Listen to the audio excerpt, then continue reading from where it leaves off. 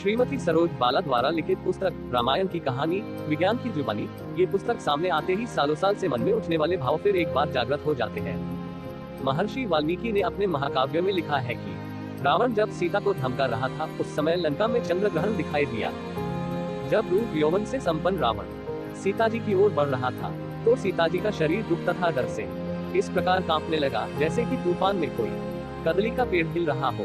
वह अत्यंत दीन और दुखी दिखाई दे रही थी तथा शोक और भय से ग्रसित थी। इसके बाद शोक संतप्त सीता रोने लगी। उस समय उनका मुख पूर्णिमा के दिन राहु से ग्रसित उदय हो रहे चंद्रमा के समान आभाहीन दिखाई देने लगा।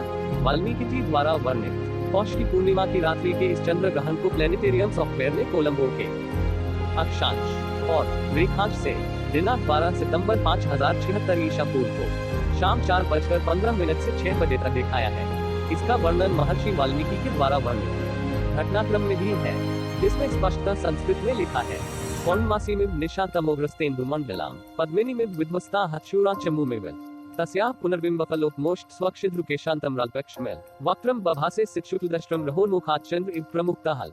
अर्थात रावण को अपने निकट आते देखकर सीता जी का मुख उस पूर्णिमा की रात में ग्रहण से ग्रसित चंद्रमा के समान दिखाई दे रहा था, जिसे उस समय लंका के आकाश में देखा गया था। सीता जी उस समय तुषारपात से जीर्ण शीर्ण कमलिनी या फिर ऐसी सेना के समान दिखाई दे रही थी जिसका सेनापति मारा गया हो। यह उस समय की स्थिति है जब रावण सीता जी को धमका रहा था तथा राक्षसियां उन्हें यातनाएं दे रही थी। ये चंद्र ग्रहण लगभग 2 घंटे 40 मिनट तक दिखाई दिया और चंद्र ग्रहण के समाप्त होने के दृश्य को भी वाल्मीकि जी ने बखूबी वर्णित किया है, जो कि इस प्रकार दिखाई दिया। जब प्लेनेटेरियम सॉफ्टवेयर का उपयोग करके आकाशीय दृश्य निकाला तो ये पता चला कि 12 सितंबर 5076 वर्ष ईसा पूर्व को श्रीलंका में चंद्र ग्रहण का अवलोकन किया गया था, जो शाम को 4:15 से शाम 6:55 तक देखा गया था।